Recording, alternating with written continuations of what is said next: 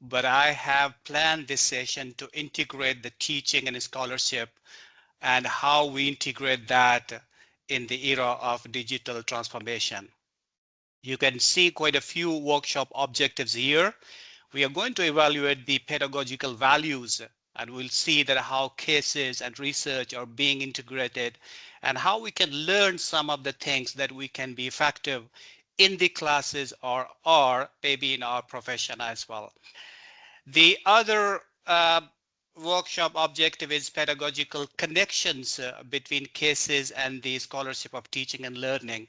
And of course, with that, we'll explore some of the practical approaches in using the digital tools which are necessary for teaching and cases when we teach cases online. So welcome you again. So I'll go formally to the second slide, which is a very important one. Here we go. Teaching and scholarship.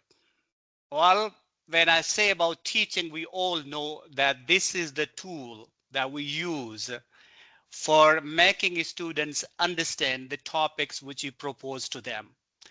And scholarship is something that we have to find out the trends or the tactics that students will understand what I'm going to teach them. And if you see this one, which I have brought this kind of simple definition, the scholarship of teaching and learning is about the systematic inquiry into student learning and teaching processes. And then we make them public for other people to review it. And then you have to contribute this in a university-wide contribution or beyond university contribution. And that is said by the Schulman 1999. Now, this is something very important that we always teach. I mean, the confident teacher, when you walk into the class, is not about that I'm going to cover these all topics which I'm supposed to cover. We have the module, we have the topics, we have the plans, everything. But it's that I want to make it more inclusive. I want to take all of these students that they learn.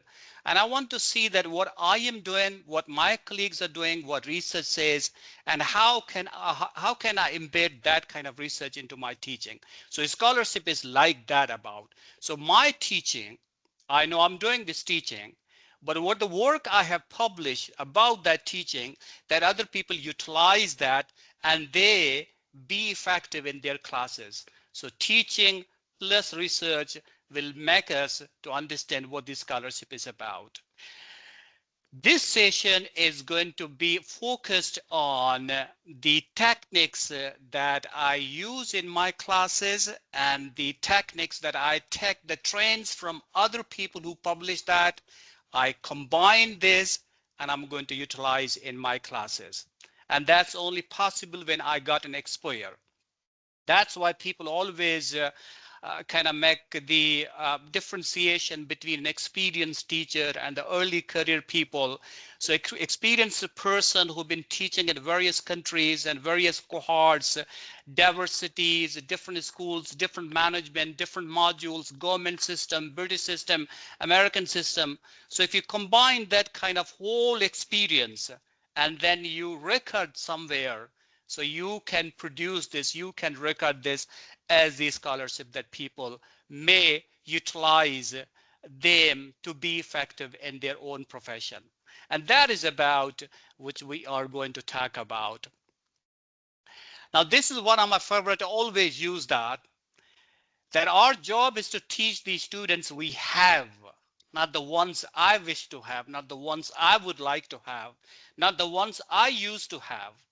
For example, if somebody says, me or Prof. Mashoud or anybody says that if you have a background from North American system, or your background from the top European universities, because you had the best students, now you don't have the best students. No, no, no, that's not the case. My responsibility is to teach the students, which I do have right now. Even then I have the highest publications or the experience, or whatever you can say. I take the responsibility that these are my students. I have to make them understand what I'm going to teach them. And this is something which says about the teacher's responsibility. I mean, this one is always debatable that because I always need good students. Everybody wants good students. So, because I need participation. Some students not responding over there. I'm going to give them cold call. Nobody is taking my cold call. And I have to take names of these students. And then I have to move the topic. I have to move uh, the module contents. But then I have to have patience. I need to find out that why some students don't respond. I need to find out that why some students are active, some students not active. So if I take that kind of responsibility, make everybody be in the session, I have to explore. I have to go to library. I have to meet with professors. I have to socialize with professors. I have to meet with experienced people. Need to find out that why I'm not effective, why you are effective. So this is one of my favorite quote I always use in my trainings. Kevin Maxwell has given this one, so we have to focus on this one, how this will help us in our teaching and the scholarship as well. Now this is very simple, which we already know that Cobb's model. There are quite a few actually, Cobb's and Boyers, many other people have given loads of things. But this learning cycle is specifically helping us in the case teaching methods. Now what we say about the case, what is the case? The only method which has not yet changed since 1922 from Harvard Business School is still we use the same cases. There was a professor in Harvard 1922, and then he was thinking that I need to come up with something. I want to explore that I want to make students to be a decision maker in the future corporations. So he started about the analysis. He started about the decision making. He started writing small situations, caselets, mini cases to help his students to understand, to give them little kind of shadow that what they will be doing when they jump into the corporations. So that method has not changed. The only things which are changed in the case studies are the things that you have to teach them in the online resources. You have to teach them with the breakout rooms online when we teach them. You have to teach them what are the necessary things that I can add into this one. So that is kind of case study which I'm focusing on this one. So why it's necessary? Because we want to teach students to be more analytical. And when we talk about more analytical, the point which I have mentioned over here is about the experiential learning. You see the first point, experience feeling that you have experience. I have that experience. You have experience. Everybody has an experience. When you have that experience, do you feel, oh, that experience I do, can I transfer the same experience to other people? Because most of us, I was taught by my professors, most of us which we learn by watching others, by listening to others, by reading their stories. So that experience, I'm trying to have that feeling and converting into the reflection of that experience and watch them and try to have some learning from them. And from that watching, if we come reflection to the new experience, new ideas. Now, somebody has an experience. I passed my productive time with that experienced person. I learned so many things from that person. Now I'm trying to take those things in my own career. So I keep watching how for example, I've been in other country. There are some of the PhD scholars, they've been working with us. They've been TAs, teaching assistants. They used to come, we used to bring them in our classes just to watch us, the way we talk to students, the way we mark the quizzes, the way we begin the case studies, the way we select the case studies, how relevant that case study is in that class. So those TAs were learning from us. When they learned this one, so this is like a transition kind of transformation, knowledge goes to them. So I'm saying in this particular point, you got that experience, you got feeling, and then they're watching you, you have reflection on that experience. Then their experience and their analysis becomes a new idea, that they have their own ideas, you have ideas, mix this one.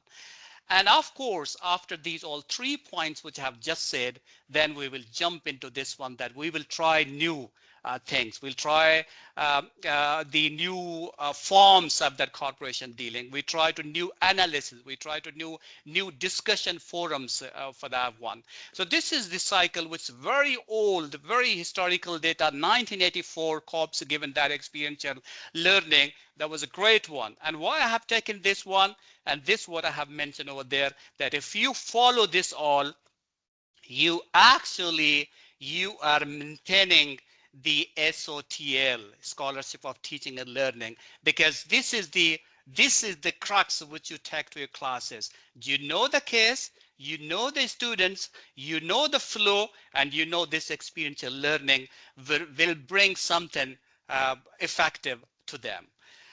And within this one, we got the other one, which is given by Boyer, four discovery points he had given: scholarship of discovery, then the integration, then scholarship of teaching, and scholarship of application as well.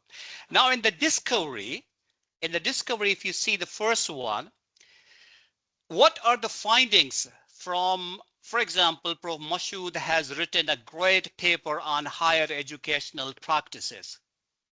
He found out. So I take that and utilize that in my classes. For example, how can I integrate my human resource uh, concepts with the corporate leadership today? So I try to kind of make it like uh, overall, or you can say the complying with all of the integrated topics from one field to another field as well. So you got some discovery, some findings, somebody has done it. So when I'm talking about that scholarship of discovery, I want to take it and I want to utilize it in my classes. When there was no IT, I remember during my MBAs in 1997, and at that time people used to say, oh, you got more knowledge. I believe that was the information. Anybody who had more information, people used to say, oh, you got a great knowledge, man, because you have so much information. And today, that is no more. I mean, to me, it's no more. Everybody owns knowledge. It is just in our mobile phone, because students have more approach, maybe more access to that knowledge as well. So what I'm saying, and that's one, those you bring that into the class content about the discovery. And the second one, integration, which I talks about across fields, which I've just mentioned over there. But the most important thing, application and teaching. So all of the research, for example, if I have done a research paper, and if I'm not utilizing that paper in my class, it is just a research and kept in the library. But if I have done a research on the higher educational practices, or I have done a research on the flipped teaching classes, if I've done a research the forms of effective case studies in the classes, that means that I contributed something. So I discovered some positive thing which I can utilize in my teaching, and it has a contribution to other people as well. So this is again the scholarship. So teaching my own tool that I'm really effective to cover the topics which I'm supposed to cover. Research, I bring the inquiry. I did some of the research to find out the modern trends in British system, in American system, in Asian system, and then how I'm going to apply that one. This is the scholarship which I'm utilizing in my classes, and you will also see that how you utilize in your classes. Now, this is the era. This is just a journal discussion. We know that the pedagogy, I'm not talking about the industry from technology point of view or any point of view, but I'm just talking about the pedagogy point of view, because this session is more focused on the scholarship of teaching and learning. So industry 4.0 pedagogy, we used to prepare students. Still today we use, that's a problem-based solution we give to students. Case-based, that we want to make our students to understand what's happening in the modern world. So we train the students. But the second one is really important one, which we're still using. We're preparing students for the modern corporate world, but that we using case-based plus humanistic approach, robotic approach. Our technology also focused on the purpose, people and planet.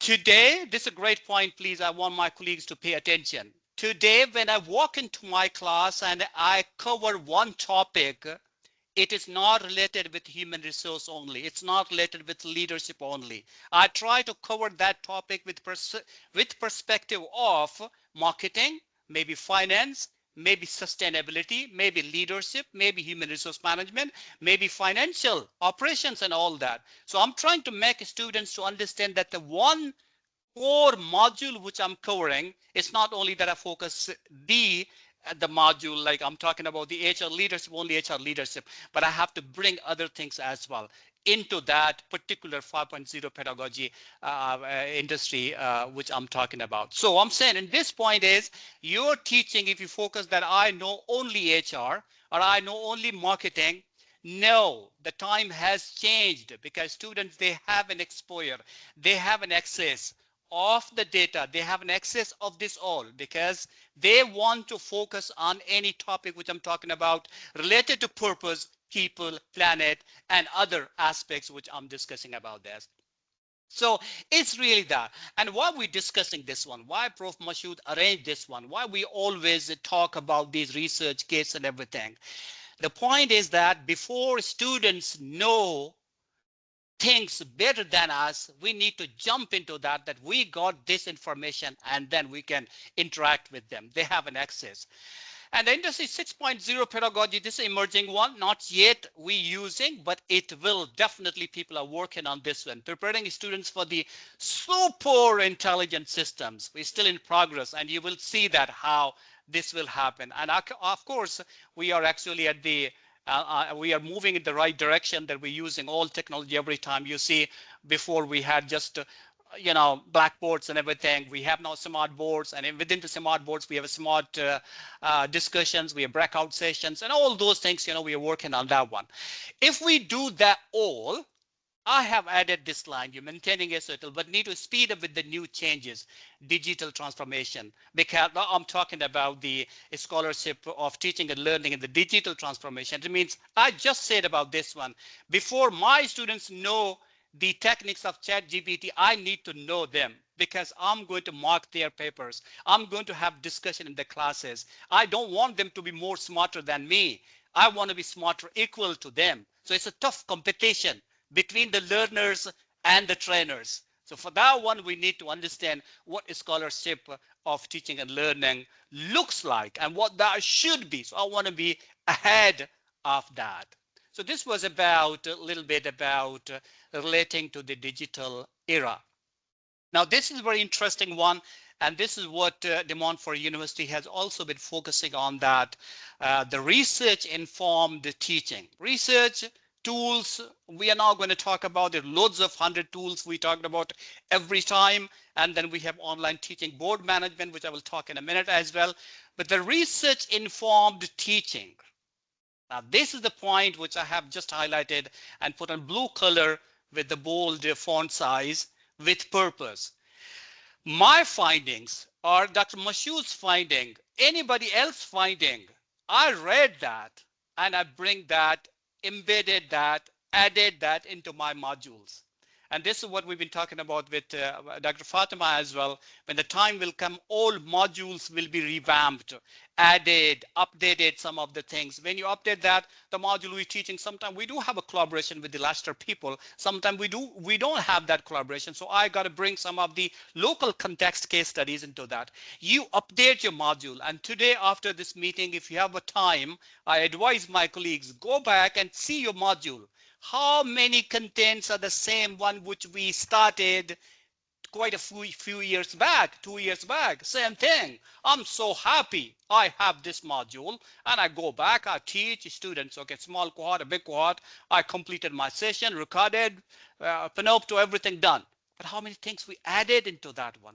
So research, this I saw in one of the DMU Academy meeting. They've been talking about a lot, the research informed teaching. Please do that. And within that, we need to have collaboration with the e-library, with Dr. Siva as well. We have to visit library. There are so many resources available which students never use. But that's why I keep asking students. Sometimes I got to come up with the assignment or small summative kind of activity in the class. I ask them, go to library. Don't sit in the class, go to library just to give them a little exposure that how many resources they do have. So we want to have those resources. Anyway, and later on we have which is very important. I like that. So teaching inspired resources as well, research as well, multiple pedagogies, online, asynchronous. I'm always, in the support of this. And you might have seen me that I always keep talking about the case studies. I do that with purpose. I do that with purpose because I have seen these things. In 2 years MBA program at Harvard, I'm not comparing Harvard, just giving an example, please. They use 500 case studies. 500 case. Can you imagine if in a one term semester based 500 case studies, how many cases do in one class of 3 hours class? So I'm not saying that we compare with that one, definitely not, but just an example I'm giving that how many things we give students. Lecture, definitely we all of us, we are very experienced people. I really have loads of respect from my colleagues. Lectures we don't do in the classes now. There's no need for lecturing that I take a pen. I know because you've been a professor for many years, but how many things that you resources you bring, how many times you got the tactics that you want make students. If somebody not responding to you, that is not that student's fault. I believe that student's fault sometime, but then what I did to change their behavior, what methodology which I changed. Anyway, so case-based integration as well, teaching by way of case studies, online cases, which is difficult as well. In the board management, in online cases, the board management is so quick. If I'm taking online class, when you have breakout sessions, so you're so into the session, you're watching the chat, you are responding to individual students. You know how students are responding. Sometimes you just walk into their room and then come out and go to another room and see how many students participated, what time I should give a cold call to them, what time I should see that who's a student who will take a lead, or somebody not responding, where I should go, what should I do with that. And the last one is the digital scholarship tools which we're using, and we have like Mentimeter and the Padlet and many other things which we use. Some of us, including myself, I don't use all of them, but I do have plans that I should use more than I've been using one element or second element, and so we should use more so that the students do have that access, and I want to make sure that I do have same access. And you see this 2020 SL1, that author said digital transformation is not simply technological adoption, that I do have lots. We have adoption in our classes. We have very good smart board. But the most important thing is that but a strategic reimagining of the academic practices, which are effective for me. The things which are effective for me might not be effective for Dr. Mashoud, might not be effective for other people as well. But I need to find out. I want to walk into his class and find out what was effective. And then I go to another class, find out. Then I bring to my class as well.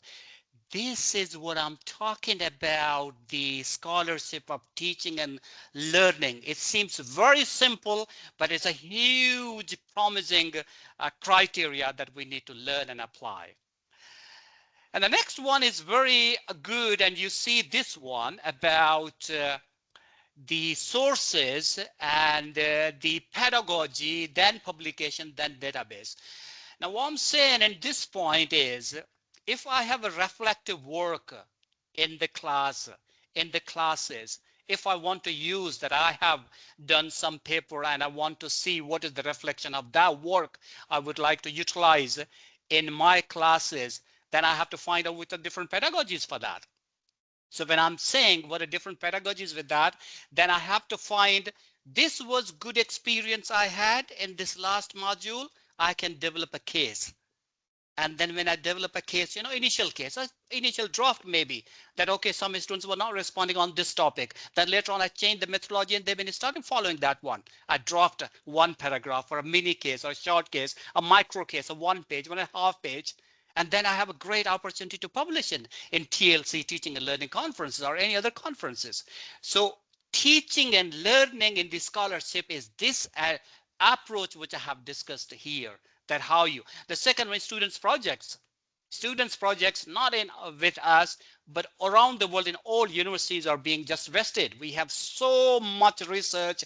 Each module, every year we have reflective 1,000, 1,000, 3,000 something. And how many of us that we have developed that co-authorship, and then later on I converted this teaching plus research into the scholarship that I have published that.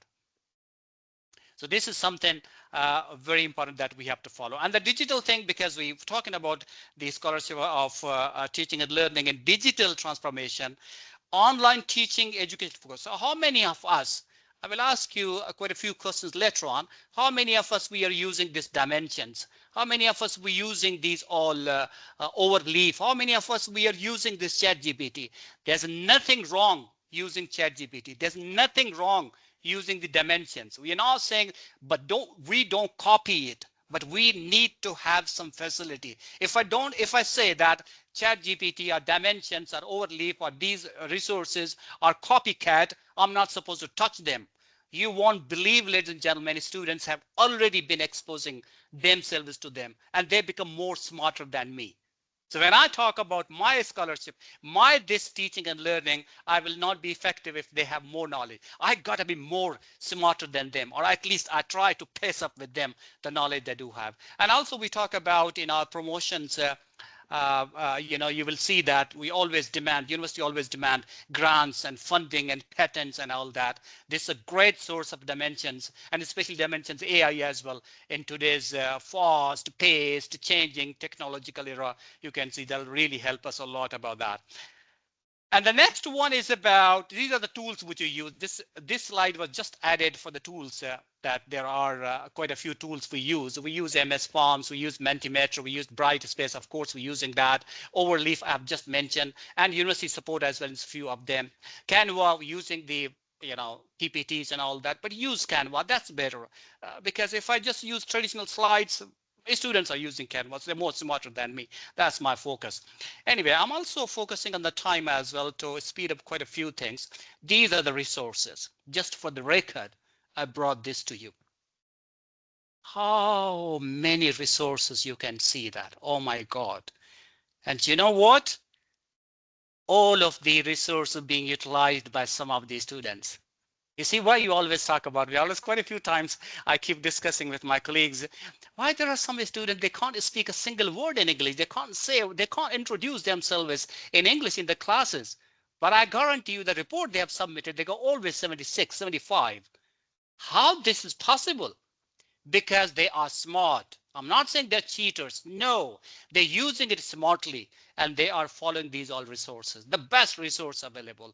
We are living in the age of AI. We're living in the age of this technology. It's a fact, we can't deny it. And there are many resources which we can use to speed up our research as well.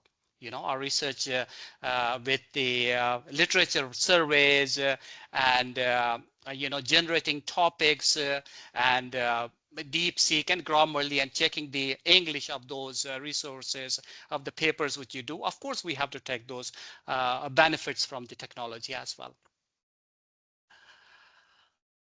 Now, this is a time for your participation. Are you ready? A little bit of participation. If you're ready, could you please give me a thumbs up that you're ready if I ask you a question before I go to the next slide? No, please put the reaction. Technology, please. We are ready, Dr. Nader. Thank you very much. Can you put the reaction, please? Yeah, that's great. Thank you. That's great. Sarah, you're with us as well. Did you put the reaction? I'm still here. I'm doing it. 1 second. Yes, I want to see that reaction. So everybody's active with me.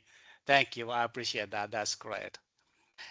So please, the next slide, I'll not speak. I'll just give you 2 minutes, please. You just comprehend. No need to explain the question, but you have to see what is that. And then after 2 minutes, I'll talk to you.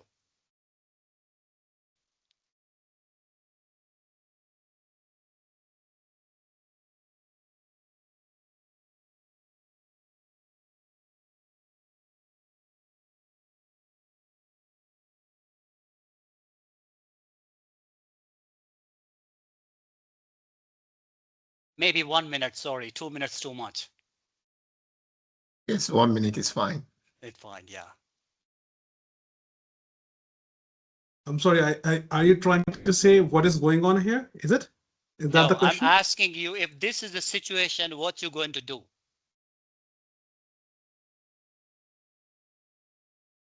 Let's suppose you are Ahmed Okay. and you're teaching financial analysis or maybe marketing analysis or HR analysis, Mhm. faced student resistance to use AI integration or case analysis session. So this situation happened with you. What you will do now in this situation? Just can anybody give me quite a few alternatives or any answers that if this happens with you, what you're going to do? I think first is understanding the root cause as to why they're resisting rather than me just coming up with something new and exciting. So it's maybe understanding why, like delving deeper into it, giving maybe like individually asking them or doing like a Slido or something to understand what their hesitancy is about it. Perfect. Yes. Great. Any other observation, please?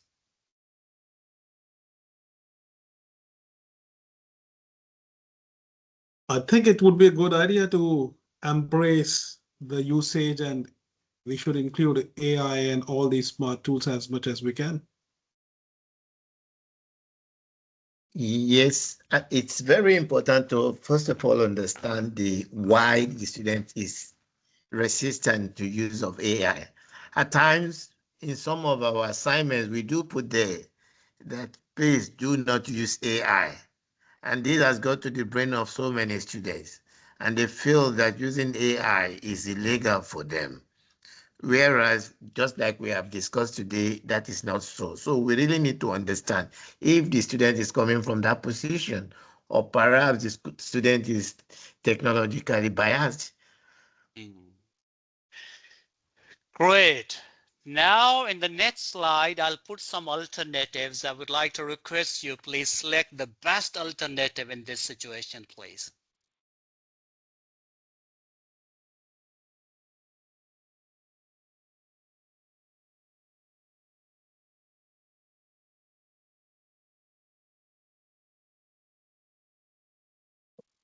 Mr. Shalendra, yes.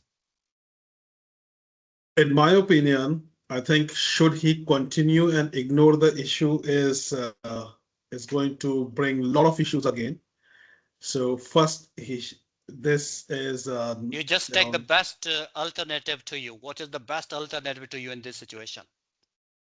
I believe that what the best alternative would be to redesign the module.